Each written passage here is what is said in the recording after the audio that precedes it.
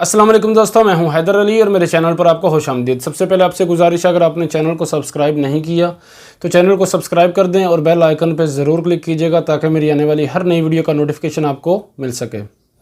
आज बात करेंगे, दो सवाल हैं, उनका रिप्लाई आपको देंगे कि आप फैमिली को विज़िट वीज़ा पर हर साल बुला सकते हैं या फिर नहीं।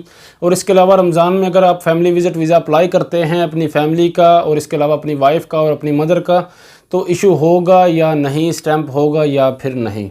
तो आज डिटेल से बात करेंगे, तो बराए मेहरबानी वीडियो को पूरा देखिएगा। इसके अलावा एक और सवाल है कि अगर हमारा फैमिली विज़िट वीज़ा इशू हो गया है, अगर स्टैंप नहीं करवाते, जो सिचुएशन चल रही है अभी की बात करूंगा, पहले की बात नहीं करूंगा, तो अगर हम वीज़ा स्टैंप नहीं करवाते तो कोई मसला तो नहीं होगा। जैसा कि आपको पता है, मैंने पहले एक वीडियो में बताया भी था आपको कि अगर आपका फैमिली विज़िट वीज़ा स्टैंप हो गया है तो उसके बाद आप 1 साल के दौरान किसी भी टाइम आ सकते हैं, ये एतमाद पाकिस्तान का कहना है। तो भाई सबसे पहला सवाल जो एक बहन ने किया था, आपको उसका रिप्लाई कर देता हूँ कि किसी और की भी रहनुमाई हो जाए। अगर आपका सेम सवाल है या फिर कल को आपके जहन में कोई ऐसा सवाल आता है तो आपको रिप्लाई उसका मिल जाएगा। तो भाई अगर आप अपनी फैमिली को हर साल फैमिली विज़िट वीज़ा पर बुलाना चाहते हैं तो आपके जहन में सवाल है कि हम दोबारा अप्लाई कर सकते हैं या फिर नहीं। फॉर एग्जांपल 2020 में फैमिली को बुलाया था, 21 में दोबारा बुला सकते हैं या नहीं, या फिर 22 में दोबारा बुलाना चाहें, मुसलसल 5 साल या 4 साल हम हर साल फैमिली को बुला सकते हैं या फिर नहीं। कंफर्म 100% है, आप हर साल अपनी फैमिली को बुला सकते हैं। इसके अलावा आप एतमाद से कंफर्म भी कर सकते हैं, सऊदी एम्बेसी से कंफर्म कर सकते हैं।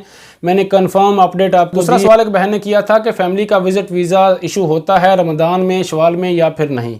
तो भाई रमज़ान में आप वाइफ को बुला सकते हैं, वाइफ का विज़िट वीज़ा इशू हो जाता है। आपकी वाइफ हैं, बच्चे हैं तो कोई मसला नहीं है। वाइफ का फैमिली विज़िट वीज़ा रमज़ान में इशू हो जाता है, कोई मसला नहीं है, उसमें कोई भी रुकावट नहीं है।